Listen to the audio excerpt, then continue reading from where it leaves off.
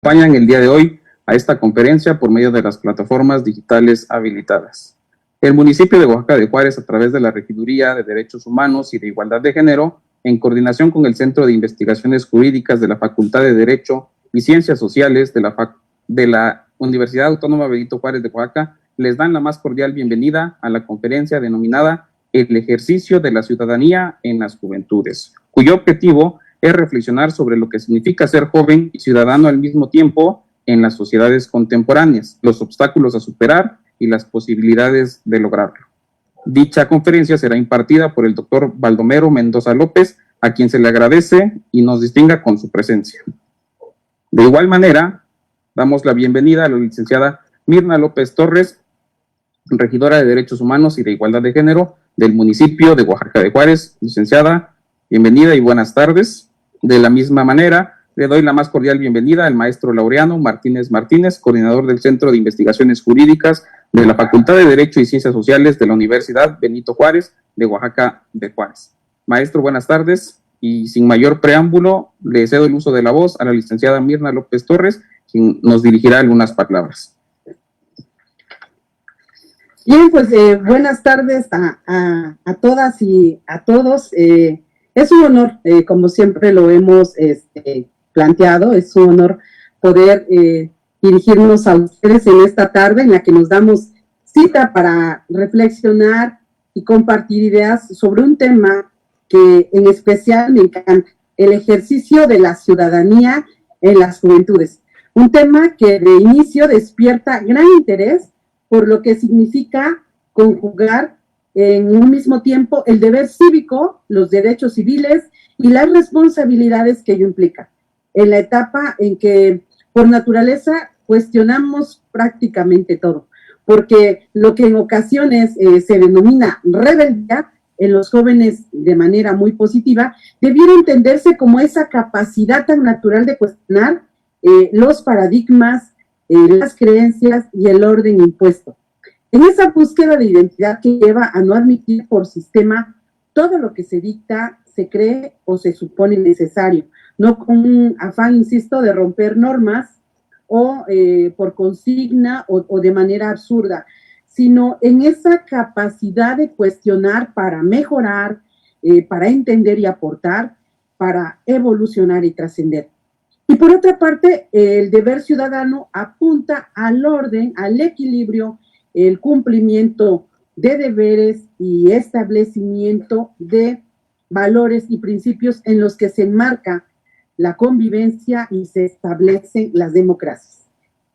Esta contradicción de inicio conceptual o de menos paradigmática antoja a una charla por demás interesante, que hoy de manera brillante, sin duda, disertará nuestro invitado, el ilustre profesor universitario de Derecho en la UNAM, el doctor Baldomero Mendoza López, a quien agradezco su participación de antemano y le doy esta bienvenida virtual a nuestro municipio de Oaxaca de Juárez, quien lo recibe con lo mejor que podemos ofrecer en Oaxaca, que es el aprecio de su gente, y en esta ocasión de su juventud universitaria, doctor.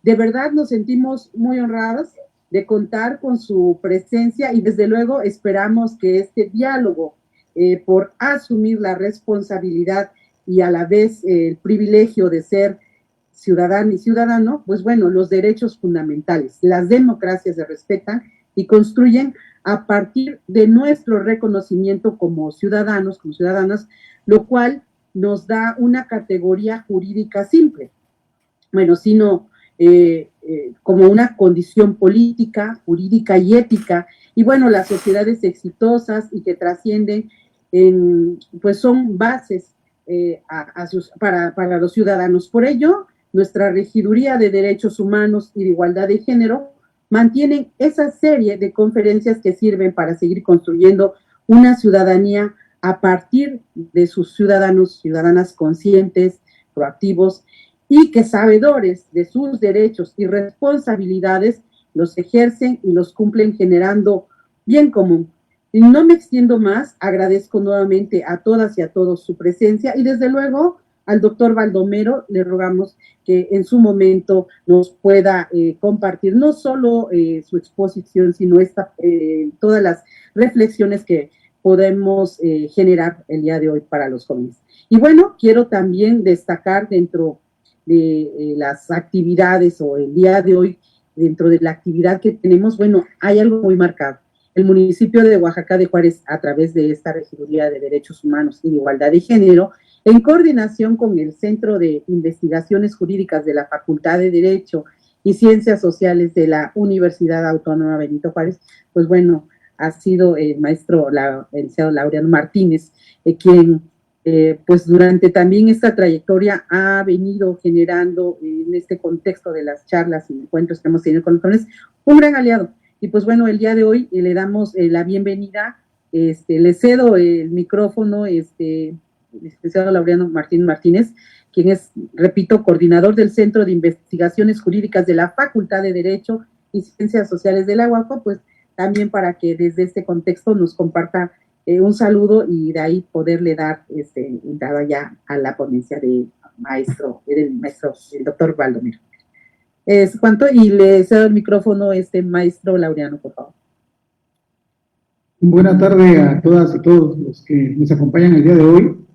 Deseo expresar mi agradecimiento a la licenciada Mirna López Torres, regidora de Derechos Humanos y Equidad de Género del municipio de Oaxaca de Juárez, por ser parte de este evento. También quiero manifestar mi profundo agradecimiento a un gran amigo, al doctor Baldomero Mendoza López. Todos sabemos de su expertise, de su trayectoria, no solamente a nivel nacional, sino lo hemos escuchado en otros foros, en otros países, pues que el día de hoy nos va a acompañar en este espacio, también donde nos va a compartir su conocimiento que ha adquirido en toda esta trayectoria, pues en este espacio donde se ha impulsado el conocimiento y se convergen distintas ideas, siempre en aras de conciencia y generar conocimiento también, ¿no? El día de hoy se va a abordar el tópico del ejercicio de la ciudadanía en las juventudes. Es un tema muy relevante porque la mayoría que luego se conecta a estos espacios, pues la mayoría son jóvenes. Y la verdad, nos congratulamos como Centro de Investigaciones Jurídicas que en ser parte de este evento celebramos este tipo de espacios que fortalecen a las y los jóvenes y a la sociedad en general, ya que desde el Centro de Investigaciones también pues tratamos de sumar esfuerzos con diferentes instituciones, con diferentes órganos de gobierno, ya que tenemos como objetivos promover, propiciar y realizar investigación jurídica, enfocada pues, a la solución de problemas jurídicos sociales y políticos, contribuyendo a la consolidación de la cultura jurídica. Y bueno, pues, doctor Baldomero Mendoza López, pues, bienvenido a este espacio. La verdad es que sí estamos muy contentos de que el día de hoy nos puedas aportar de toda esa trayectoria, ese conocimiento que has adquirido durante, pues, todos estos años. Sabemos de tu trayectoria, y bueno, pues, bienvenido a este espacio y un saludo a la distancia a todas y todos, y bueno, pues, es lo que tengo que manifestar el día de hoy a todos. Gracias y es cuanto. Gracias, maestra Laureano, y bueno, pues voy a permitirme dar lectura a pues la semblanza del doctor Baldomero Mendoza López, quien el día de hoy pues nos comparte, le partirá el día pues no solo el conocimiento, su experiencia, la experticia, lo que tiene, y pues bueno, de él haremos mención. Él es de Tlatelolco, Ciudad de México, nació en 1978, es licenciado en Derecho, especialista en Derecho Constitucional y maestro en Derecho, con mención honorífica por la Facultad de Derecho de la Universidad Nacional Autónoma de México, doctor en Filosofía por la Universidad Autónoma Metropolitana, máster en razonamiento probatorio por las universidades de Girona, España, y Génova, Italia, profesor en la Facultad de Derecho de la Universidad Nacional Autónoma de México, profesor en el Instituto Nacional de Ciencias Penales, abogado postulante en materia constitucional y procesos penales, y con su participación en la obra colectiva Derecho Penal del Enemigo y Derechos Humanos de la coordinación de Isabel Claudia Martínez Álvarez, Editoriales Civillos, México 2015, con su participación en la obra colectiva Tópicos del Proceso Penal Acusatorio y Oral de la coordinación de Mario Alberto García Herrera y Manuel de Jesús Coronado de Paz, Editorial Nueva Jurídica, Colombia, en 2017, y coautor en 4 problemas en torno a prueba y al proceso penal. Una visión epistémica de la editorial CEGI 2019, y bueno, autor con la introducción a la teoría constitucional de la editorial Mies IDES 2020. Pues bueno, doctor, sea bienvenido. A través de esta plataforma estaremos retransmitiendo por la línea Facebook Live con el tema el ejercicio de la ciudadanía en las juventudes. Bienvenido a Oaxaca a través de estas líneas con nuestras juventudes. Y pues bueno, les doy el micrófono y agradecemos sobre todo su tiempo, su colaboración, y pues quedamos atentos. Bienvenido, doctor. Bueno, muchísimas gracias por la presentación tan amable que ha hecho tanto Mirna como Laureano. Igual agradeciendo que también en buena parte el día de hoy es posible que podamos platicar de estos temas por mi buen amigo Eric Carmona. Hace rato que escuchaba a Laureano a manera de chisme hace ya tiene un tiempo, un año y medio, en una conferencia que me tocó dar en San José, en Costa Rica. De repente solo un joven ahí se levantó y me dijo que era un orgullo escuchar a un mexicano hablar en el extranjero, y ese era Laureano, que estaba presente, pero fue lo único que me felicitó nada más. Ese era el gran problema. Fue un día bastante bueno ese día en el que participamos 2 mexicanos, el otro era uno ahí de Oaxaca también, mi buen amigo Jaciel, y sí, se sentía bastante bien que nuestros paisanos nos estuvieran escuchando y se sintieran orgullosos de nuestra propia participación en lugares distintos a nuestro país. Y creo que actualmente el Centro de Investigaciones Jurídicas no tiene, sin lugar a duda en las manos de Laureano, un buen emprendimiento y mucho trabajo, y siempre lo que le he conocido de Laureano es en beneficio de la universidad, y esperamos que siempre siga así, porque Laureano es de esos tipos que se dedican de lleno a la universidad para hacerla mejorar, y estoy orgulloso de ser su amigo, y aparte, pues que me invita a ese tipo de eventos. Para darle prisa a esto, porque bueno, tenemos mucho tiempo y tratar de aprovechar siempre el tiempo es lo mejor que nos puede pasar, voy a intentar platicar justamente sobre algunos tópicos de la ciudadanía. Solo que, por ejemplo, dado a quien va dirigido el día de hoy el evento, no vamos a votar grandes teorías o grandes teóricos de lo que es la ciudadanía y el ejercicio político a partir de la ciudadanía, aunque obvio tendremos en algún momento que hacer referencia a circunstancias relacionadas justamente con lo que es la teoría política y la filosofía política, pero trataré de que sean lo más comprensible posible para que puedan los jóvenes entender cuál es la participación que se tiene en principio de la ciudadanía y después de los jóvenes que están adquiriendo la ciudadanía y que empiezan a ejercer la misma dentro del escenario político, porque la ciudadanía solamente va a tener un valor cuando se ejerce en el escenario, en el mundo de lo político. Por lo demás, entraríamos, como vamos a ver en un rato más, a situaciones estrictamente formales que afortunadamente poco a poco en nuestro país hemos venido cambiando, que ya no tenemos hoy esos problemas de la no participación o pensar que la participación solamente se da desde la cúpula hacia abajo y no de abajo hacia arriba, como hoy es bastante claro que se lleva mucho de la construcción de los fenómenos sociales y de los fenómenos políticos. En la antigüedad, incluso los que son estudiantes de Derecho o que estudian ciencia política o que les gusta la filosofía política, habrán oído de un término que es el de el Estado de Derecho. El Estado de Derecho, que justamente es el que rompe una forma de entender la organización de las comunidades políticas, y en el que de manera violenta, como va a ser la Revolución Francesa, y por qué no también decirlo, la independencia de los Estados Unidos, hacia un salto a un nuevo modelo del cual prácticamente no se tenía mayor conocimiento.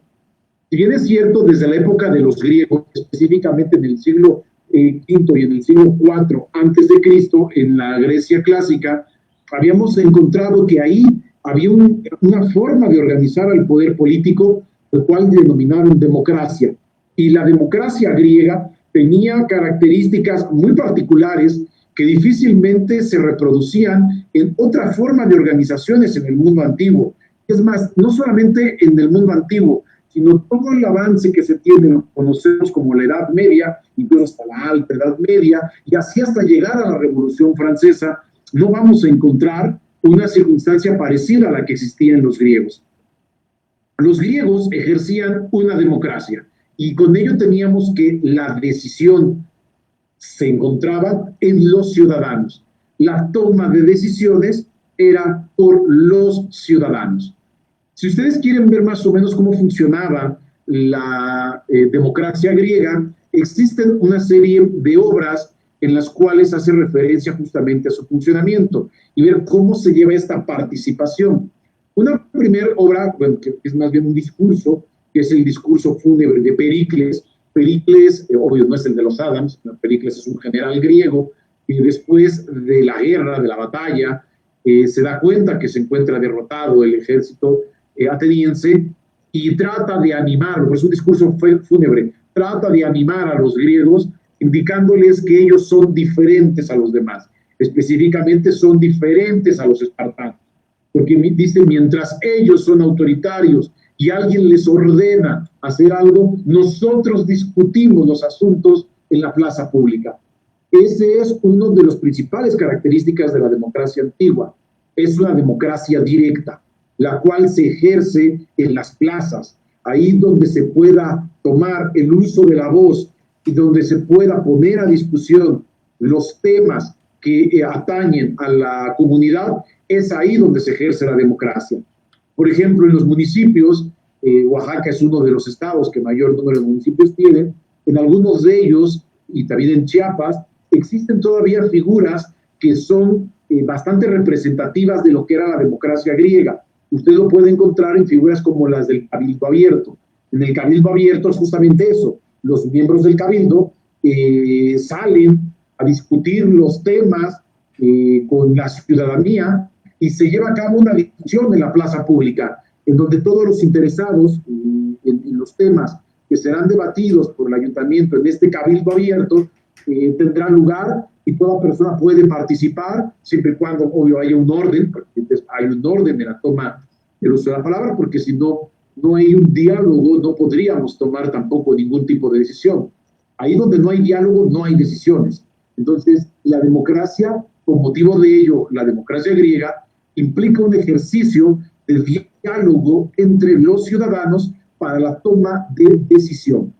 Pero esta circunstancia no la vamos a encontrar del todo ya después en el desarrollo de muchas organizaciones políticas, porque al final la forma en cómo se organiza la comunidad política es lo que va a reflejar justamente los aspectos de la vida política. ¿Qué importa a lo político? Aquello que se refleja en la forma en cómo nos organizamos y cómo establecemos nuestra vida diaria en nuestras comunidades en las cuales pertenecemos. Y hablamos de comunidades porque tenemos que abarcar no solamente cuando hablamos de la idea de un Estado, sino también en las comunidades pequeñas que puede existir estos rasgos democráticos. Pero entonces decíamos que se viene todo un periodo de la Edad Media, es un periodo de estados autocráticos, ya sean autoritarios, principalmente muchos de ellos, la figura del rey, de un estado autocrático autoritario, en el cual una sola persona toma las decisiones. Él es el que concentra la toma de decisión. Incluso obras como la de Thomas Hobbes busca justificar justamente el por qué el rey es el soberano, y es el que tiene que tomar la decisión. Y por ejemplo, en Thomas Hobbes vamos a encontrar una circunstancia que hoy se contrapone, aunque a veces suelen repetidamente regresarnos a ella. Porque Hobbes cuestiona qué es lo que importa más al ciudadano. ¿Importa tener libertades o importa tener seguridad? Y Hobbes no va a dudar, Hobbes no va a dudar en establecer en la obra de Leviatán que lo que le importa al ciudadano no son libertades, sino es seguridad. Porque lo que interesa al ciudadano no es que yo pueda ejercer todas esas libertades, porque esas libertades pierden sentido si no tengo seguridad. Entonces, lo que importa, y para justificar en estos regímenes autocráticos con expresiones autoritarias, es que haya seguridad jurídica y seguridad política y seguridad en todo, que sepamos exactamente hacia dónde vamos, en dónde nos encontramos. Hay un temor hacia todo lo que pueda ser lo que no conocemos. Entonces dice en el Leviatán Hobbes que los ciudadanos tan dispuestos estamos a sacrificar nuestras libertades en aras de tener seguridad jurídica que renunciamos a nuestras libertades. Que todas estas libertades se las entregamos al rey, para que este rey tome nuestras libertades y a cambio de ellas nos dé seguridad. El problema va a venir porque nadie nos asegura que este rey, al que le hemos dado nuestras libertades, haga uso adecuado de ellas.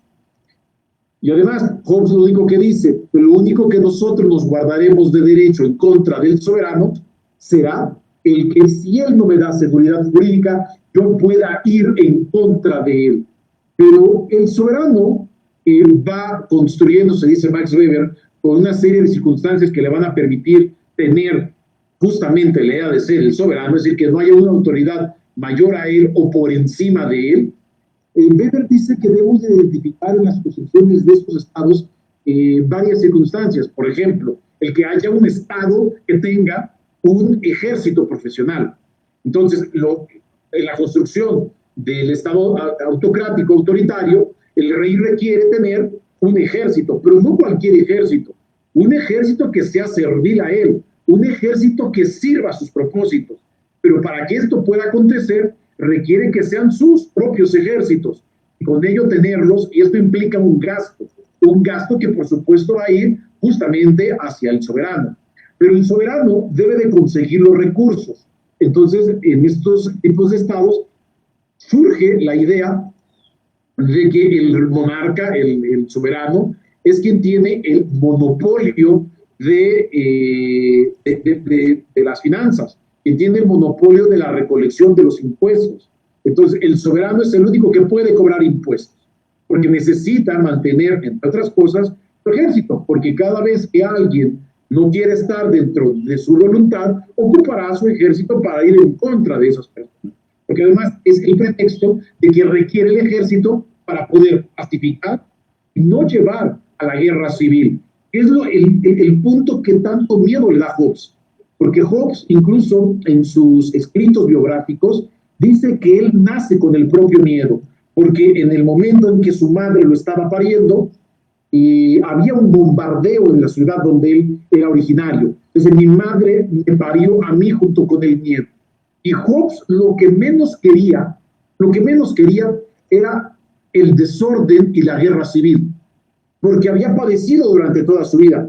Extraordinariamente Hobbes fue una persona de una edad prolongada, en una época donde quizá ustedes imagínense el periodo de vida de una persona, era no más de 30, 35 años de edad, y él alcanzó más de los 60, creo que 70 y tantos años de edad. Era una persona verdaderamente anciana para la época en la cual él vivió, porque no había personas que tuviesen edad parecida a él. Entonces, él había visto desórdenes sociales, había visto guerras civiles y le daba pavor. Entonces decían, entreguemos nuestras libertades al rey y que el rey nos dé esa seguridad, porque yo quiero regresar el día de mañana a mi casa y que estando en mi casa encuentre mis bienes, encuentre yo que mi familia se encuentra bien y estoy dispuesto a renunciar a todo, a cambio que eso me proporcione. Entonces, si algo sucede y dice aquel que no quiera este régimen, este sometimiento de voluntades para que él nos dé seguridad y que el rey sea el que decida, entonces regresa al estado de naturaleza. Es decir, regresa a un estado en el cual el desorden, la inseguridad y además del desorden y la inseguridad, el peligro constante de perder la vida es una circunstancia patente, es totalmente asequible, que puede suceder. Entonces dijo, pues eso no lo queremos. Pues vamos a someter nuestras libertades y que el rey mantenga paz. Pues el rey mantendría paz y para eso requiere un ejército. Pero además dice Hobbes, pero hay de aquel que no quiere estar en esta paz. Porque es la idea, incluso la primera idea del contractualismo. Porque dice que todos de manera tácita estamos adhiriéndonos a ello y con ello hay un contrato social. Hobbes será el primer gran contractualista de la filosofía política. Entonces, Hobbes dice que se salga de este contrato social, que es el estado civil, parte donde estamos en civilidad, quien se salga, en realidad lo que quiere es volver hacia ese estado de naturaleza. Y volver al estado de naturaleza implica el estado en el cual no hay ninguna seguridad para nadie. Entonces dice Hobbes, aquel que se salga del contrato y quiera el estado de naturaleza, entonces es un enemigo. Y por esto, por ejemplo, surgen algunos postulados después como algo que pasa en el derecho penal, del derecho penal del enemigo, que distingue entre delincuentes ordinarios y delincuentes enemigos. Los enemigos son aquellos que cometen los delitos de mayor impacto y principalmente de repercusión hacia la forma de organización política, y lo que pretendemos es aniquilarlos, porque aquel que haya renunciado hay que aniquilarlo. Y esto va a justificar, por supuesto, que los soberanos concentren poder, y para concentrarlo necesitan tener, ya dijimos, un ejército, y que tener este ejército, para mantenerlo, requiere recabar impuestos. Pero como muchos de los reyes eran ignorantes, no tenían mayor preparación, pero eran muy voluntariosos, entonces requieren a alguien que les ayude a administrarlo. Entonces dice Max Weber que surge la burocracia. Entonces tenemos burocracia, tenemos ejércitos profesionales y tenemos la recaudación de impuestos de manera exclusiva para el soberano. Pero además, para que el soberano sea soberano, tiene que decir las leyes. Entonces el soberano dicta la ley. Él es el que decide sobre el contenido de la ley. ¿Qué es lo que tiene la ley? Lo que diga el soberano. Pero además también impartir justicia es algo que hace alguien soberano.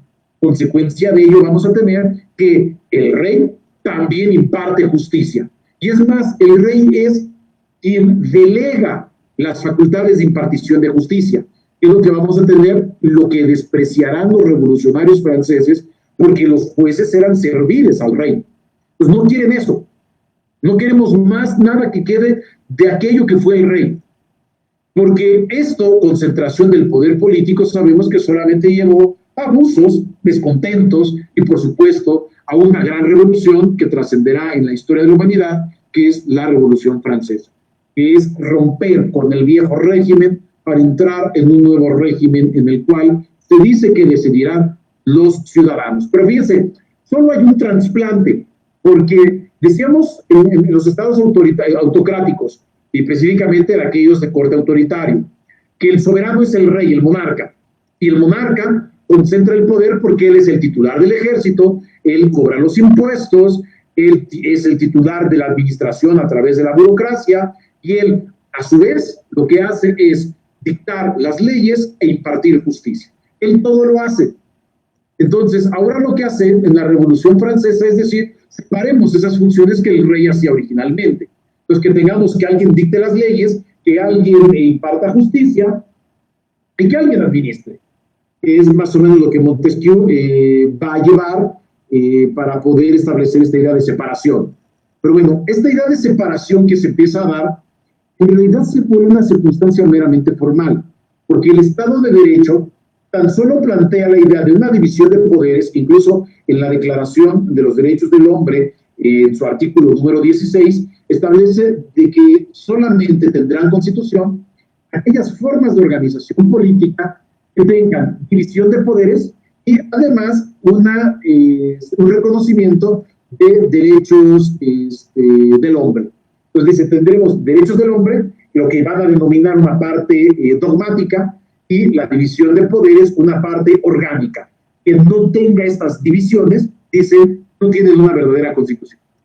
Pero esto tan solo se formalizó, porque sí, aparentemente había igualdad ante la ley, pero el Estado de Derecho que surge de la Revolución Francesa, en realidad va a traer una desigualdad brutal, que va a provocar una nueva serie de revoluciones, empezando revoluciones como la mexicana.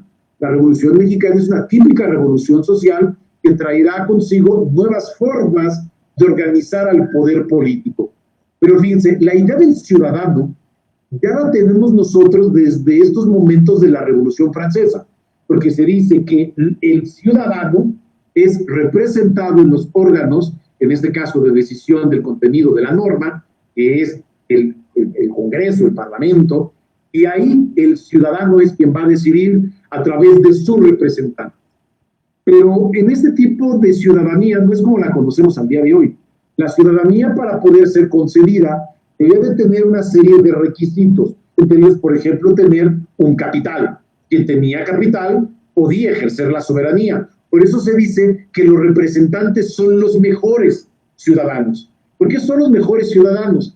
Fíjense que en la Revolución Francesa tendremos este fenómeno, porque ya dijimos que para ser ciudadano requerías tener un capital, pero para ser diputado necesitas tener más capital, para ser senador más capital. ¿Por qué? Porque en la medida de que tú fueras mi representante, ibas a vigilar no solo mi capital, sino también el tuyo. Por eso están los mejores, y se habla de los mejores que se encuentran en estos órganos, no porque eran los mejores ciudadanos, sino porque son los que tienen el manejo de los capitales y obvio van a cuidar sus propios intereses en ellos. Hay que partir y hay que tener una distinción total entre lo que sucede en la Europa continental, encabezando Francia, con estas manifestaciones del poder político, con lo que sucede en Inglaterra. Porque en Inglaterra, a contrario de lo que sucedía en Europa, en Inglaterra nunca el rey pudo concentrar el poder político. Los ingleses evitaron, o todos los habitantes de la isla, evitaron que los reyes concentraran poder político. Por eso decimos que es ahí donde surge el verdadero constitucionalismo. Ahí en Inglaterra, donde el rey jamás podrá concentrar poder político, porque siempre frente a él va a tener el desarrollo de un parlamento que cada vez va a obtener mayores poderes en contra del rey. El rey no podrá utilizar un ejército si el parlamento no lo autoriza. El rey no podrá cobrar un impuesto si el parlamento no se lo autoriza. Entonces, el ejercicio puro de la ciudadanía como representación política dentro de un parlamento lo encontramos en Inglaterra. Por eso es la cuna del parlamentarismo. Y hoy día el parlamentarismo es la mejor forma de gobierno para un tipo de Estado democrático, que no es el espacio para explicar diferencia entre tipo de Estado y forma de gobierno, pero bueno, no puedo yo comparar la monarquía con la democracia, porque la democracia es un tipo de Estado y la monarquía es una forma de gobierno. En cambio, si yo digo monarquía con parlamentarismo, estoy confrontando dos formas de gobierno, estamos hablando del mismo plano. Entonces, lo que encontramos regularmente es que tenemos un Estado democrático con diferentes formas de gobierno. En México, por ejemplo, tenemos un tipo de Estado democrático con una forma de gobierno presidencial. Esto es incompatible. No tampoco es el espacio, pero una democracia no puede tener un presidencialismo, porque el presidencialismo concentra poder político y la democracia lo que pretende es dispersar el ejercicio del poder político. Entonces yo digo, yo quiero ser una democracia, quiero que se disperse el poder político y que todos decidamos. Sí, bravo, lo queremos. ¿Y qué forma de gobierno quieres? Un presidencialismo, que alguien concentre el poder. No, incompatible totalmente. Entonces, lo que hacen el Estado que se forma en Inglaterra es más adelante optar, por ejemplo, por sistemas democráticos, pero con un parlamentarismo. porque el Parlamento funciona muy diferente a lo que funciona lo que nosotros, por ejemplo, conocemos como un Congreso, porque el gobierno surge del Parlamento. Por eso no es compatible la idea de una reelección en un presidencialismo que en la ratificación del cargo por la confianza que el Parlamento le tiene a un primer ministro. Pero bueno, Inglaterra es justamente ese lugar en el cual vamos a encontrar que surge un ejercicio del poder político de manera diferente, de manera muy contraria a la que incluso surge con motivo de la Revolución Francesa. Al paso del tiempo y después con la situación de los derechos políticos, perdón, de los derechos sociales y también la exigencia de mayor participación en las situaciones que corresponden originalmente a las formaciones políticas, va a empezar una reivindicación de estos derechos. ¿Por qué se hace una revolución social? Bueno, por el desconocimiento desde el gobierno hacia determinados grupos, que son los que al final toman las armas, van a una revolución y la ganan. Como consecuencia de ello, la expresión de este poder constituyente en un Congreso constituyente reflejará una expresión político-jurídica que es una constitución. Pero la constitución contiene lo que determina ese poder constituyente. ¿Por qué no hay nada de la Iglesia, por ejemplo, en la Constitución mexicana? ¿Por qué hay derechos sociales y antes no los había? A veces nuestros maestros son hasta tiernos porque nos dicen, es que no había una evolución. Es que en el 57 el legislador todavía no evolucionaba, no se daba cuenta de muchas cosas, y entonces no había todavía esto de los derechos sociales. Es solo que en 1857 sí había ya luchas de grupos sociales, específicamente aquellos que buscaban reivindicar derechos hacia determinados grupos. El problema es que no eran factores reales de poder, no podían decidir el contenido de la Constitución. Pero en 1917 no solamente tienen poder porque ganaron la guerra, sino la mayoría son los que están ellos representados y dan forma a una nueva Constitución de nuestro país. Aunque diga que es una reforma del 57, en realidad es una nueva forma de expresión, una nueva forma de organizar al poder político. Y ahí se establece una circunstancia muy específica sobre la ciudadanía. México en 1917 termina, porque en el 57 estamos definidos como un Estado liberal. Para 1917 se define perfectamente qué tipo de Estado queremos ser y nos definimos como un tipo de Estado democrático. Pero para que haya un tipo de Estado democrático requiere haber dispersión del poder político, como ya lo había dicho, y que la dispersión del poder político implique la participación de todos. Dice Norberto Bobbio que la democracia en realidad es un procedimiento, es procedimental, a través del cual los ciudadanos pueden tomar la decisión colectiva. ¿Cuál es la decisión colectiva? Decisiones de orden político. Todos los ciudadanos participaríamos en la toma de decisión colectiva. Pero México desde 1917 que empieza a avanzar, vamos a también traer una idea de la ciudadanía con la idea vinculada estrechamente con la representación popular, de que la representación es irrevocable, que una vez de que yo voto, no puedo revocarla hasta que termine el periodo y el representante, el diputado, el senador, va a tomar decisiones conforme a su propia conciencia, porque al final él es mi representante y para eso lo elegí. Esto trajo un grave problema, amigos. El grave problema que trajo fue una democracia sin ciudadanos. Porque los siguientes fenómenos políticos que vamos a tener en nuestro país, que se van a desarrollar, vamos a encontrar un problema en ellos.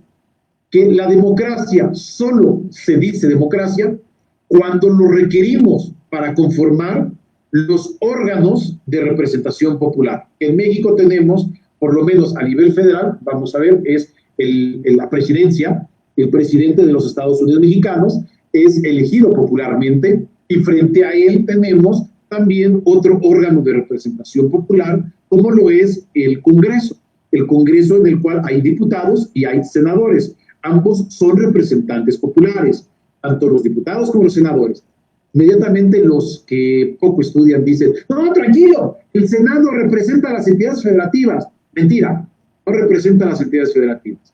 Los senadores también son representantes populares, son electos por los ciudadanos dentro de las entidades federativas.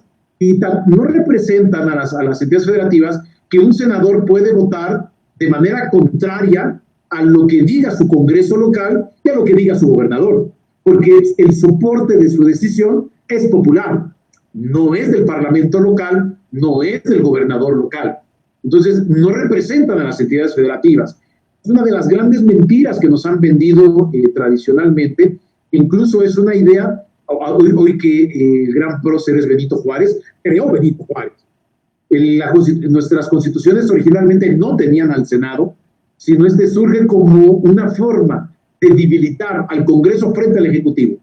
El que hay un Senado debilita, así como está configurado en nuestro país, al Congreso frente al Ejecutivo. Pero hoy tampoco es para el espacio para explicar esa parte, sino solo estamos viendo que son representantes populares y ellos deciden sin ni siquiera recurrir al propio ciudadano. Ese es el grave problema que vamos a tener, porque diputados, presidentes, senadores, gobernadores, los miembros de un ayuntamiento, solamente en este periodo acuden al ciudadano para poder ser electos.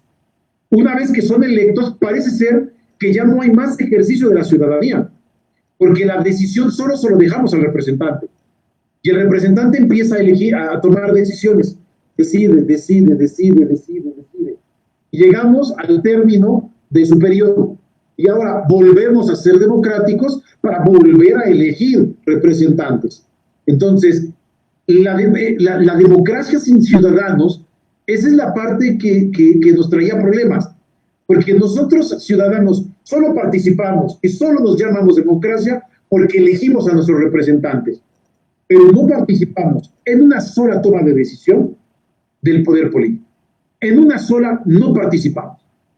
Y eso es un problema que buscamos en México empezar a revertir a partir de la década de los 60, donde empiezan, gracias a movimientos estudiantiles como lo fue el movimiento de 1968, a ver una nueva forma en la que el ciudadano puede participar. Lejos de lo que pasó, de la matanza y de lo que hace poco acabamos de conmemorar justamente un año más de la matanza de Tlatelolco y después en la década de los 70 de esta guerra sucia que prendía Luis Echeverría, estos fenómenos que en México se empezaron a dar finales de los 60, principios de los 70, van a traer una nueva configuración de la participación política. Poco a poco empiezan a ganarse espacios en los cuales ya no queremos que nuestros representantes elijan, que los representantes decidan sin que participemos nosotros, porque éramos una democracia solamente en las formalidades. Solo me llamaban para votar, íbamos, votábamos, y después de votar se olvidaban de nosotros. No había ninguna forma de participación. Entonces, nuestro Estado, que se define como un tipo de Estado democrático, en realidad no tenía las formas de gobierno adecuadas. No tenía formas de gobierno adecuadas. Porque el tipo de Estado, amigos, es una situación teleológica. Es una finalidad bajo el cual se constituye un Estado.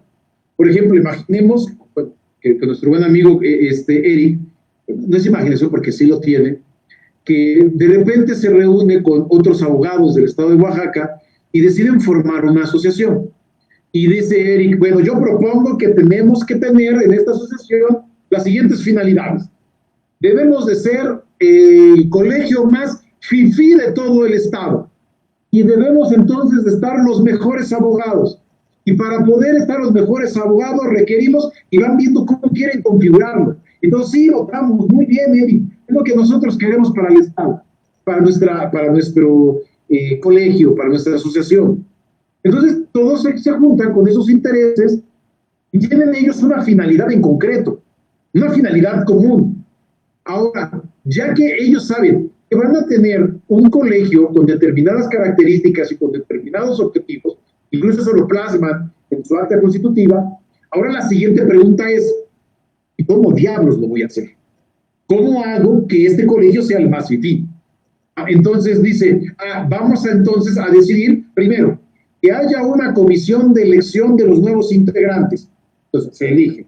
Y el que va a tomar las decisiones va a ser Eric. Y vamos a tener esto, vamos a tener esto. Es la forma de gobierno. La forma de gobierno es el modo en el cómo actualizamos las finalidades. Y esa es una situación que teníamos y tenemos todavía rota en nuestro Estado.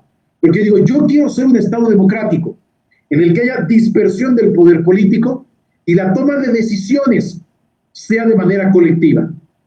Obvio, tenemos más cosas, porque eso no es lo único que define al Estado mexicano, porque nuestra Constitución, incluso en la teoría constitucional y en la filosofía política, lo conocemos como decisiones político-fundamentales, que son los que determinan el ser o modo de ser de una organización política. Vemos que decimos, ser democracia es una decisión política que tenemos. Pero al lado de la democracia también decimos que somos un Estado social, tenemos derechos sociales. También nosotros decimos que somos un Estado que reconoce derechos humanos, que protegemos minorías. Claro, rectoría económica del Estado, sí, por supuesto. División de poderes, sí, claro. Esa es nuestra Constitución. Ahora, el punto es, ya que decidimos cómo está, ¿cómo ejercemos el gobierno? Esas serían las formas de gobierno. Pero yo digo, división de poderes, me parece bien, es compatible, es más, lo queremos como parte de la democracia, combina sin ningún problema. A ver, ¿qué es lo que queremos entonces? Bueno, quiero un presidente que concentre poder. No, incompatible, porque justamente mi finalidad es que se disperse, que no haya uno solo que lo concentre, y tu propuesta es que haya alguien que lo concentre. No, incompatible, eso no iría. Pero en cambio, ¿qué teníamos en México? Presidencialismo y fuertísimo, sin ninguna figura de representación, de participación ciudadana, más que el voto. El voto era la única figura, pero no teníamos ninguna otra participación. Y así vamos a encontrar no acceso a la información pública, derechos humanos formales. Entonces, teníamos una gran constitución, porque la seguimos teniendo. Cuando les dicen ahora, necesitamos una nueva constitución, no es cierto, no necesitamos una nueva constitución, porque yo les preguntaré de inmediato, ¿alguien de ustedes quiere quitar la democracia? ¿Quiere quitar la federación? ¿Quiere quitar los gobiernos locales? ¿Quiere quitar los derechos sociales? ¿Quiere dejar sin derechos humanos? ¿Quiere que ya no haya protección a grupos vulnerables? ¿Quiere que ya no haya rectoría económica del Estado? ¿Quiere que haya separación de iglesia y Estado? Yo creo que todos van a decir, sí, sí lo quiero. Entonces lo que no queremos una nueva constitución. Queremos una constitución con forma de gobierno que permitan actualizar eso. Porque luego dicen, es que la constitución no se actualiza, es un bonito sueño, está bonita las palabras. No, el problema es las formas de gobierno que tenemos. Y uno de ellos es justamente la idea de la participación ciudadana. Porque la participación ciudadana es, ya les dije, una democracia sin ciudadanos. Solo te llamo para que votes y una vez votando, me olvido de ti. Por eso, desde hace unos años, se buscó introducir figuras de participación ciudadana. Pero la participación ciudadana no puede destruir su propia constitución. Eso no puede pasar. O sea, la participación ciudadana no puede ir en contra de la propia Constitución misma, porque la Constitución también es un límite a la voluntad del ciudadano, como máxima expresión de la soberanía hoy día. Entonces, también debe haber un límite, porque imagínense que el día de mañana, bueno, ya pasó, dicen que llamamos a una participación para ver si queremos enjuiciar a presidentes, pero fíjense lo grave y el error de ello. De abrir así de par en par y que entre cualquier participación ciudadana controlada.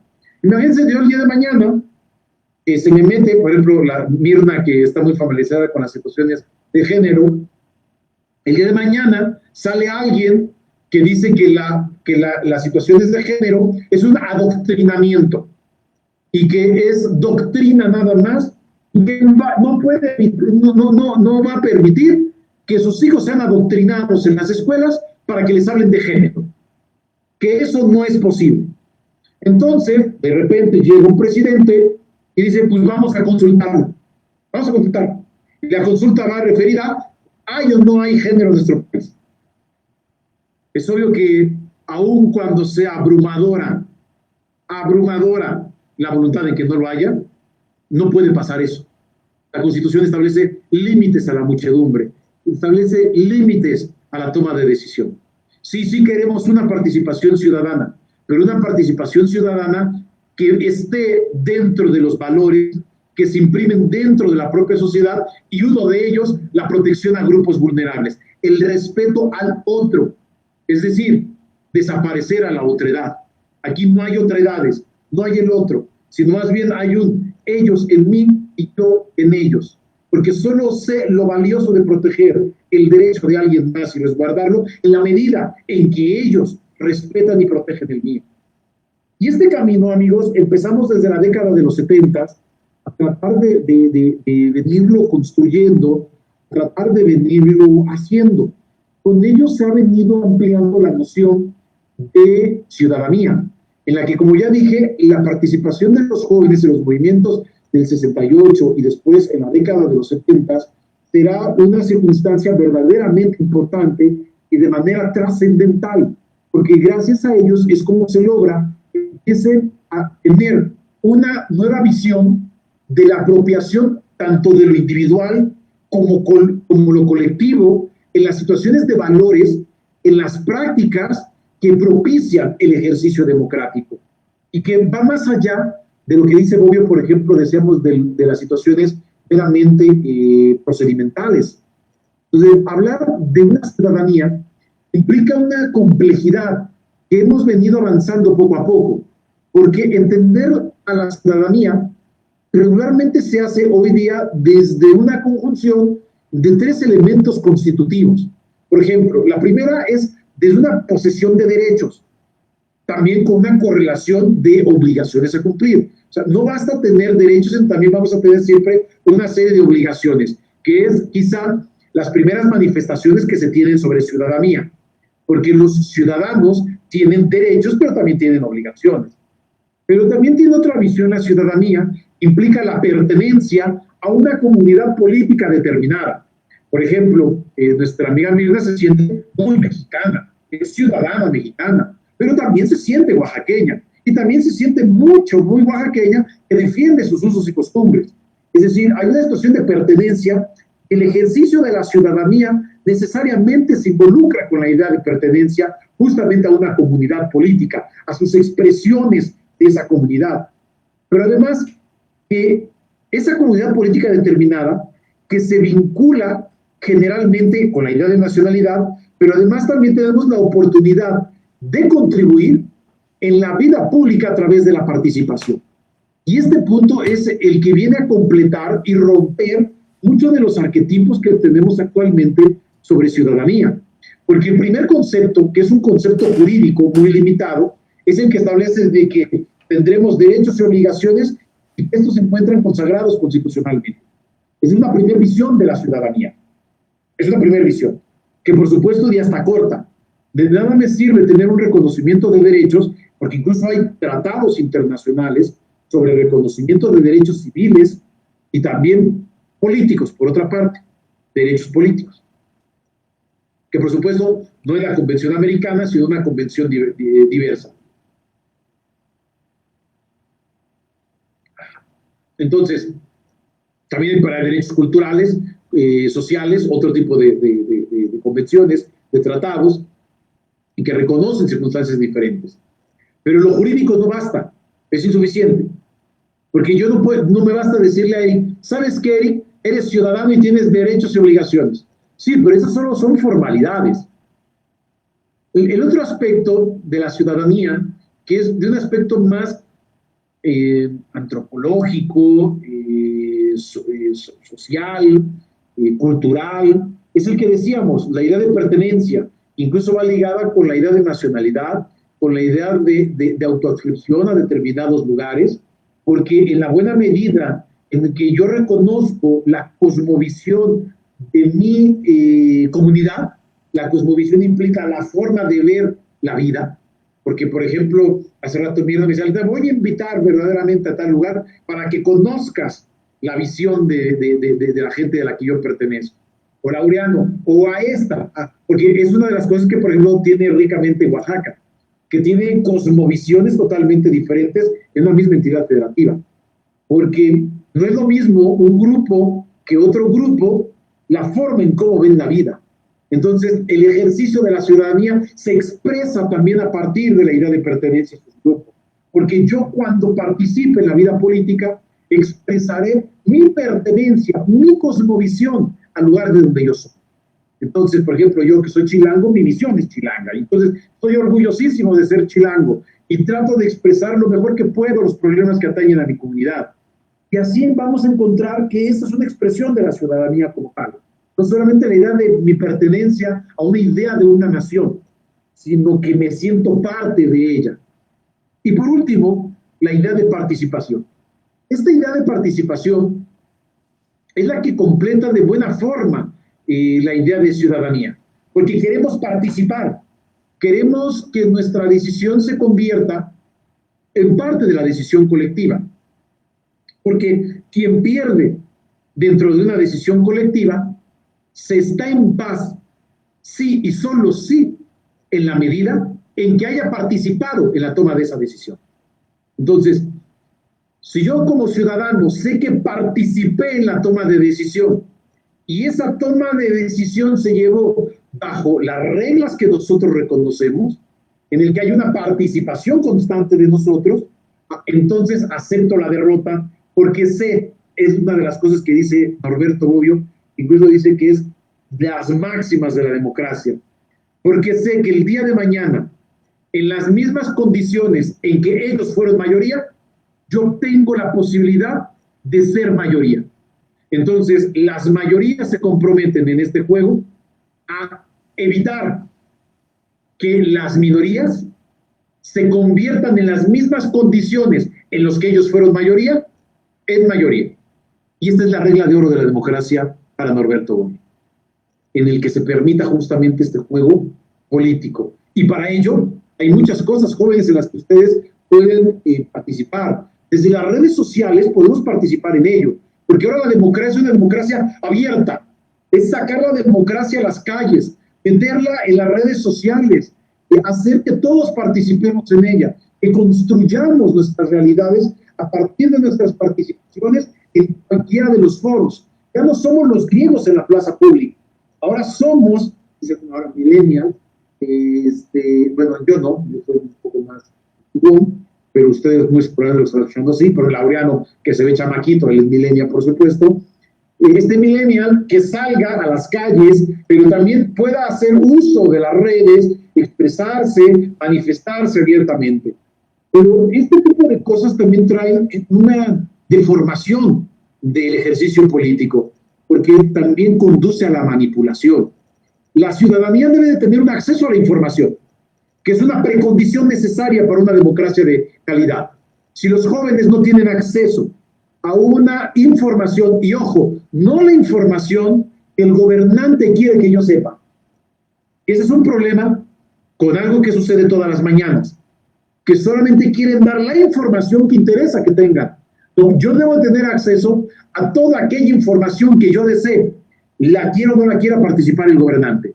Por eso hoy tenemos un gran avance desde el INFAI o el INAI en estos accesos a las informaciones públicas, para que tengamos nosotros como ciudadanos acceso a ello.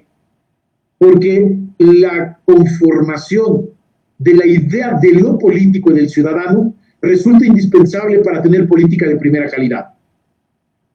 Y lamentablemente hoy día tenemos una poca alimentación de información, una información que se basa en la descalificación hacia el otro lo descalificamos, incluso desde llamar chairo o llamar fifí, así como Eric, o llamarlo fifí, eso ya es una descalificación de lo que no nos pertenece o a lo que no nos sentimos pertenecientes, cuando tendría que ser una discusión abierta dentro de una precondición que lo es, obvio, tener derechos, y entre esos derechos, el tener el acceso a una información. Y así tendremos la capacidad de poder construir de manera muy diferente el ejercicio político hoy día, que estamos justamente a poco tiempo de que empiece nuevamente el ejercicio de derechos político-electorales a través de las elecciones, porque habrá quien ejerza su derecho a ser votado, otros que ejerceremos nuestro derecho a votar, y que también en estas condiciones podamos obtener información rica, valiosa, que no haya descalificativos, que incluso por eso están prohibidas las campañas negras, para que estas no alteren la noción, la conciencia del ciudadano, en el cual los jóvenes necesitamos necesariamente esta información. Por eso las redes sociales se han convertido en una fuente primaria de información, y también por eso se castiga dentro de esas redes sociales la falsa información, porque lo que no queremos es justamente la malformación de la participación ciudadana. Y la política entonces del ciudadano la hace desde las calles, desde la escuela, desde la familia, desde los grupos sociales, desde las redes sociales, desde el Facebook, desde el Twitter, desde el TikTok, de donde sea. La cosa es construir a través de nuestra participación la toma de decisiones. El tiempo que quede, si gustan, les di un panorama un tanto amplio de esto del ejercicio del poder. Espero que haya sido benéfico, que no los haya aburrido, y si quieren hacer preguntas específicas sobre esta idea de ciudadanía, pues estoy para servirles aquí. Doctor, pues agradecerle muchísimo, pero sobre todo, la verdad, son impresionante la cantidad de preguntas que hay, doctor, entonces voy a darle lectura a algunas de ellas. ¿Le parece si hacemos lectura de 3 o bien le planteo 5 y después vamos a otras 5? La verdad son varias preguntas, no sé cómo nos proponga usted que se las hagamos o se las planteemos, doctor. Yo creo que si me hacen favor de 3 en 3, porque de por sí ya empiezo en edades avanzadas y ya no retengo como antes. Ok, perfecto, doctor. Pues va a la primera. ¿Qué opinión le merece la forma de concentración que hay actualmente en México? La segunda, ¿estaría usted más a favor de un régimen parlamentario? La tercera, ¿cómo podemos los jóvenes ejercer la ciudadanía después de ejercer el voto? Esas serían nuestras 3 preguntas y posterior pasamos a otras 3. De las primeras, a ver, concentrar el poder político, pues lo tenemos. Creo que es claro de que hay un control desde una persona que concentra poder político. Y la solución es justamente la segunda pregunta. ¿Estoy a favor de un parlamentarismo? Sí, claro. Desde hace muchos años, en la UNAM he sido titular de la clase de Derecho Parlamentario, y desde la UNAM he pugnado porque en México exista una transformación hacia un parlamentarismo. Incluso Felipe Calderón, antes de terminar su sexenio, dentro de estas cosas que él veía de replantear el ejercicio del poder político en nuestro país, presentó una iniciativa para poder crear en México un parlamento. Era dentro de los puntos que se discutía que hubiera un sistema parlamentario. Los sistemas parlamentarios se basan en la confianza. Mientras el gobierno tenga confianza, el gobierno es gobierno. El día en que el gobierno pierda confianza, deja de ser gobierno. En un sistema parlamentario solamente existen como órganos de representación popular uno, el parlamento. O sea, en un parlamento no votan por el presidente. En un parlamento solo votan por sus diputados. Y los diputados dentro del parlamento eligen quién va a ser gobierno. Y ese gobierno es gobierno en tanto mantenga la voluntad del parlamento, o sea, su mayoría de confianza. Y el parlamento continúa como parlamento siempre y cuando pueda obtener mayorías. Por eso, obvio, el parlamento se renueva mediante el voto de manera constante, pero puede refrendarse por el ciudadano la confianza, y es lo que hace que perduren los gobiernos europeos. Lo que llamamos ustedes, o llaman a veces, como democracias acabadas en Europa, todas son democracias parlamentarias, no son democracias presidenciales. España es una democracia parlamentaria, Portugal es parlamentaria, Grecia es parlamentaria, bueno, Francia no, Francia es presidencial, Italia es parlamentario, y por ejemplo, el que consideramos el mejor parlamento del mundo es alemán, y hoy día tienen de la política más avanzada, incluso en los sistemas electorales, en sus formas de reparto y sus formas en cómo eligen, son verdaderamente de copiarse. Entonces yo creo que el sistema parlamentario se adecua perfectamente a una situación democrática. Pero en nuestro país ha habido varias propuestas. Incluso el profesor Diego Valadez ha propuesto y tiene un libro sobre semiparlamentarismo o gobiernos de gabinete, en el que el presidente seguiría siendo irresponsable políticamente, pero el Parlamento, el Congreso, controlaría el gabinete. Entonces, por ejemplo, llamo a comparecencia como Congreso al secretario de Salud o al subsecretario de Salud, que está muy de moda el día de hoy. Pues lo llamo. No me parece como Parlamento lo que hiciste. Yo, Parlamento, sin la necesidad de aquel, te remuevo. Dejas de ser. Entonces, indirectamente, dice que se controla de esta forma al presidente, porque su gabinete le debe el nombramiento al presidente, pero su permanencia al Parlamento. Entonces, el gabinete no haría lo que dice el presidente, sino lo controlaría, porque le diría, ¿sabes qué? Si no te controlo, el Parlamento me va a quitar del cargo. Entonces, es lo que proponen para México y dicen que saben estas formas de semiparlamentarismo. Y la última pregunta era sobre, ya se me pasó, ¿qué? ¿Cómo podemos los jóvenes ejercer la ciudadanía después de ejercer el voto? Hoy día hay muchas figuras de participación ciudadana. Acérquense, por ejemplo, a sus bandos, existen ahí, incluso la mayoría de los bandos desde la Constitución establece de que verán propiciar la participación ciudadana. Muy seguramente en Oaxaca hay cabildos abiertos en los cuales ustedes pueden participar, porque aparte hay dinero que se destina desde la federación o a veces las entidades federativas en el que deciden los ayuntamientos el uso de ello, pero para poder decidir lo hacen a través de participación ciudadana. Ponen a sus ciudadanos que elijan, pavimentamos la calle o ponemos alumbrado. Entonces eso se convierte en parte de la participación ciudadana. Afortunadamente la Ciudad de México es una pionera en ello. Desde hace varios años tenemos leyes de participación ciudadana, que les aseguro que sus estados tienen parte de ella y pueden participar. Y cuando haya convocatorias a ellas, pues participen. Pero no solamente participando en ellas, sino también en la vida pública, también manifestando sus ideas. Las plataformas que hoy ofrece la Internet, y con ellos Facebook o Twitter, son espacios en los cuales podemos hacer expresión justamente de nuestras ideas. Okay, una democracia abierta totalmente, una política abierta. Sí, doctor. Bien, nos pregunta Cielo Wong, dice maestro Baldomero, usted mencionó democracia sin pueblo. Luego entonces, ¿qué significa la consulta popular?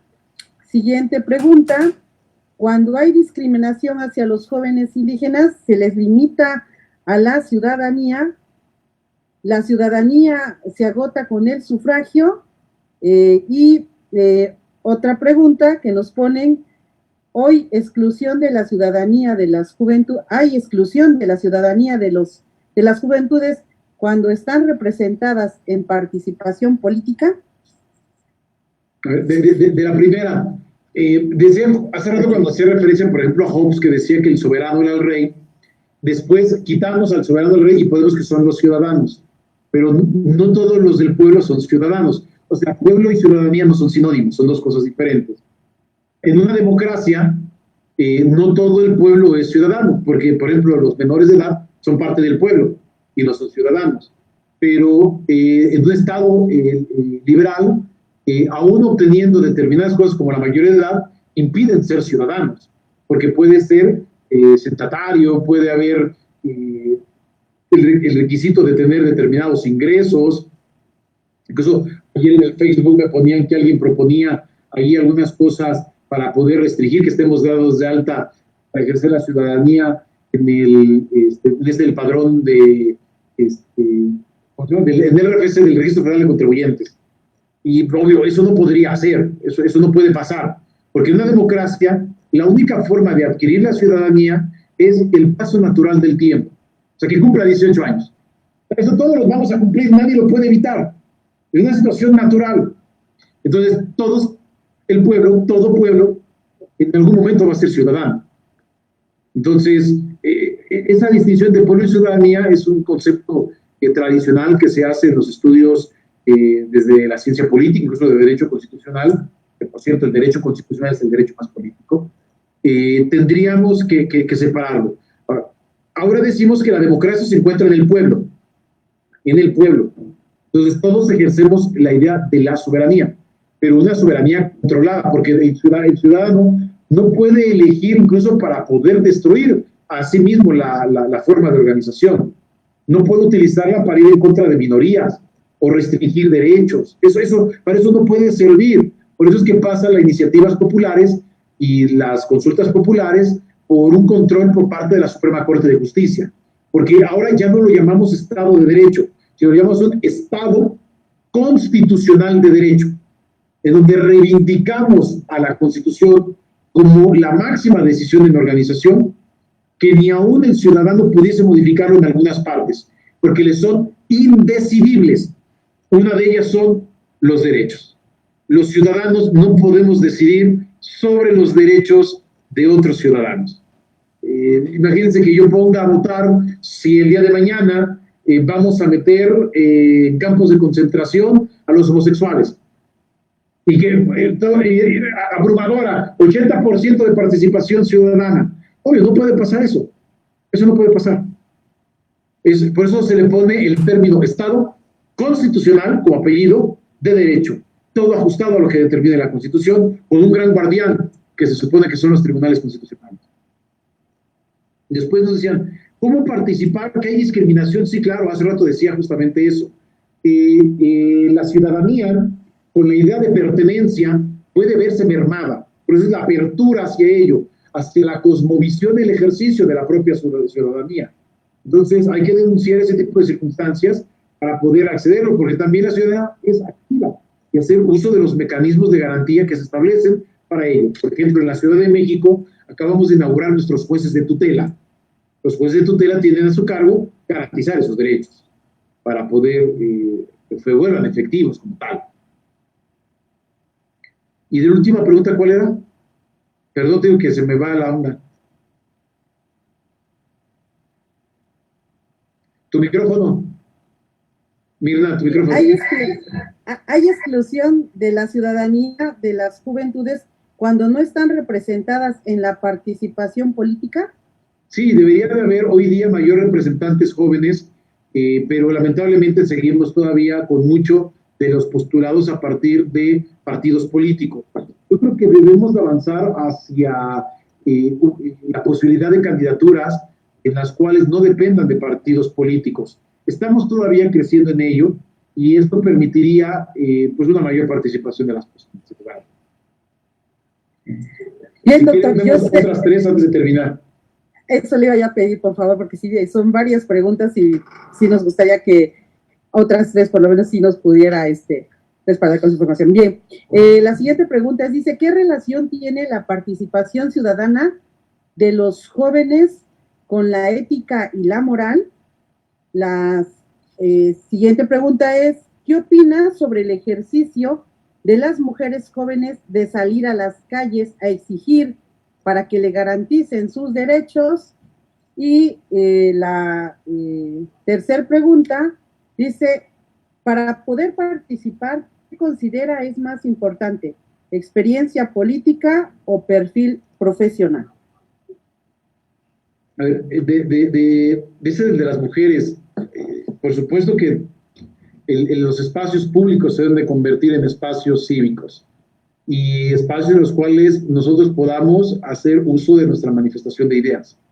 Y, por ejemplo, hoy se critica mucho las manifestaciones que se han dado por los grupos feministas para poder exigir una serie de derechos, que principalmente es la idea de igualdad frente a la idea del hombre.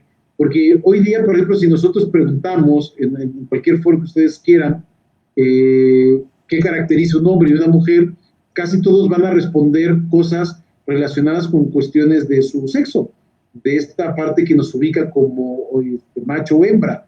Y la idea es de que ninguna de esas diferencias que podemos tener por cuestiones de ser macho o hembra que parten desde nuestra situación sexual, trasciendan hacia nuestra identidad, hacia la sociedad, que al final eso es el género, el cómo yo me presento ante la sociedad y cómo me reconozco a mí y me presento ante la sociedad como tal. Y en ese punto no debe de haber ninguna diferencia. Entonces, cuando se pregunta ahora, o se debe preguntarse cuál es la diferencia entre un hombre y mujer, la respuesta es ninguna.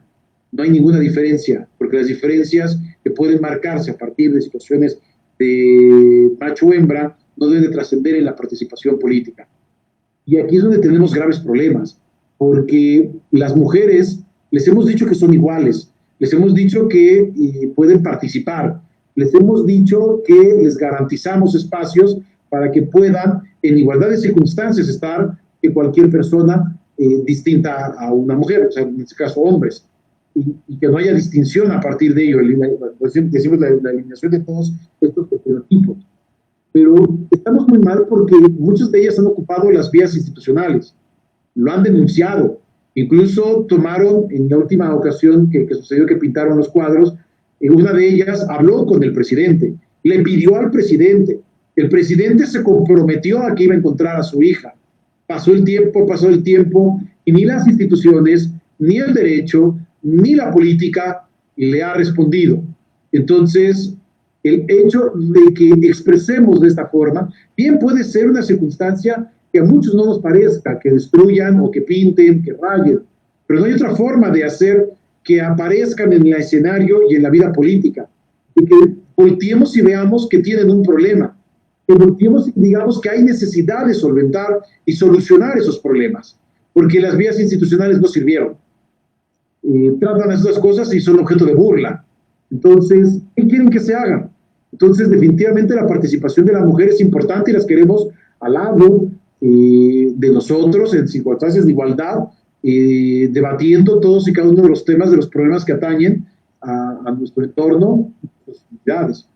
Entonces, pues hay que hacerlo. Por eso el Tribunal Electoral castiga fuertemente los fraudes. Cuando pone a una mujer como candidata y ponían a un hombre y que la mujer una vez que votaban, porque el candidato verdaderamente era el hombre, renunciaba a la mujer y entraban el hombre. O, por ejemplo, que a las mujeres las mandaban a candidaturas que sabía el partido político que iba a perder porque tenía poca presencia en ese lugar. Entonces, no, mándalas también donde haya posibilidades de gane electoralmente. Evita de que puedan los hombres suplir a las mujeres. Y todas estas cuestiones hemos intentado, pues es más que incorporar una vida en igualdad de condiciones a la mujer, porque la igualdad que proponemos hoy día, y con esos ajustes que se hacen, por la perspectiva de género, en algún momento, en algún instante de nuestra vida política, tiene que dar origen a una igualdad. Tiene que dar origen a una igualdad como tal. Y por eso desde ahí valores, respeto, ética, sí, de quién o quiénes. Por eso hoy decimos nosotros que el espacio público es el que es capaz de permitir que toda la pluralidad y la diversidad pueda convivir, que todos tengamos esa misma posibilidad.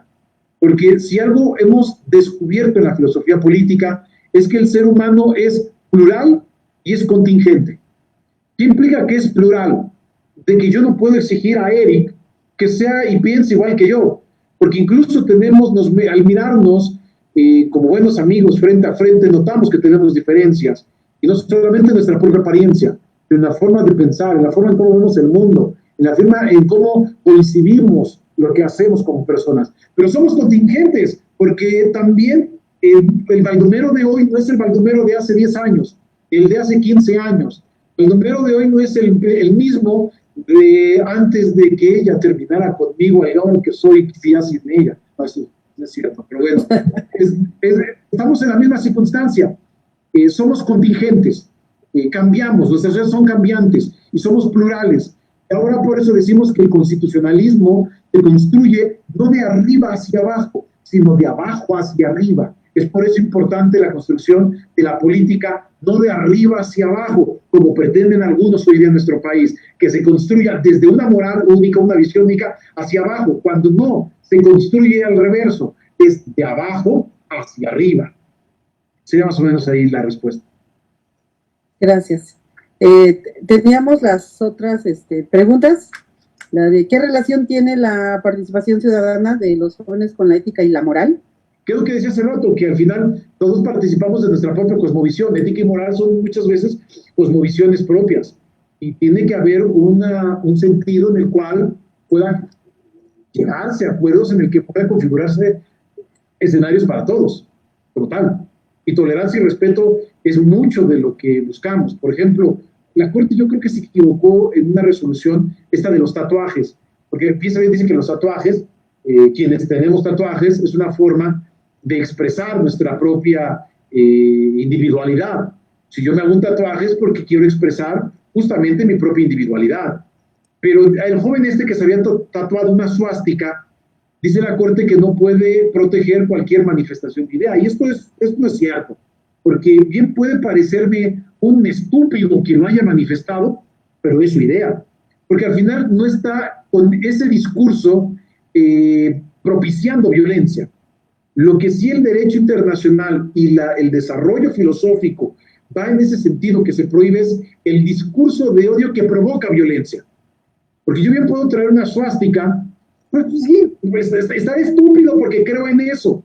Pero, y al estúpido se le combate educándolo, discutiendo con él, abriendo la discusión pública, el diálogo, no censurándolo. ¿Qué sí voy a censurar? Imaginemos que se pare en el Zócalo y diga, a ver, todos los amigos que sean neonazis, acérquense que ahorita vamos a darle la madre a todos los negros que pasen. Ah, eso sí se censura. Eso sí es censurable. Porque ya no solamente es el discurso, sino incita a la violencia e incita hacia perjudicar derechos de terceros. Pero que yo me pare y diga, por ejemplo, viva Hitler y me viste y trae mis tatuajes donde muestre suásticas, sí, estaré estúpido, pero es mi expresión, mi idea sobre el mundo. Y debe haber cabida incluso para esos estúpidos. Bien, doctor. Hay, en verdad, muchísimas preguntas y bueno, sí, pero sí ya no puedo retener. Sí, ya sé que ya estamos sobre el tiempo y le agradezco muchísimo, doctor, en este tenor. Solo más adelante ahí, vía WhatsApp y demás, estaremos dándole respuesta a David Arias, que también se considera usted inconstitucional la consulta popular respecto al juicio de expresidentes. ¿Por qué? Y nos dice Jesse de la Rosa, si otros ciudadanos toman decisiones por otros que no tienen conocimiento de sus derechos, ¿qué se puede hacer en este caso? Y más preguntas, doctor, pero la verdad es un gusto, es un honor el día de hoy haberle escuchado, le aprendimos mucho, tenemos pues aún así más inquietudes, y pues bueno, también le comparto que dentro de este municipio de Oaxaca de Juárez contamos con un cabildo, como tal está aprobado un cabildo abierto, el mismo que pues bueno, vamos a implementar y llevar como tal. Dentro de la ciudadanía ha sido votado y aprobado por el Cabildo, y pues bueno, más situaciones, doctor, pero siempre en este tenor creo que vamos a hacer y vamos a comprometerlo para que nos dé ahora sí que una segunda visita a nuestro estado y con el tema de la pandemia, pero sobre todo, doctor, pues un gusto, agradecerle, entendemos sus tiempos, y mire si ya nos ha conseguido más de media hora del tiempo programado, entonces la verdad, pues gracias, doctor, el maestro Laureano, que se ausentó ya también se incorporaba otra actividad, pero pues gracias también a licenciado Eric Carmona, quien fue facilitador en este momento para poder coincidir en esta conferencia, al equipo de la regiduría. Y pues doctor, le cedo el micrófono y con esto ya concluimos. Pues muchísimas gracias por la invitación, gracias a quienes nos siguieron, gracias a quienes enviaron sus preguntas. Si dices que se transmitió por Facebook, nada más me dices en qué página fue, veo las preguntas que se hayan colocado e intentaré dándoles ahí contestación. De acuerdo, muchas gracias. Gracias, buenas noches, y bueno, agradecemos a todos quienes el día de hoy nos acompañaron, agradecer este interés y participación de la ciudadanía, y bueno, a los jóvenes Expresión Universitaria, agradecerle por mantenerse hasta este momento con nosotros conectados. Gracias, buenas noches, y gracias, doctor.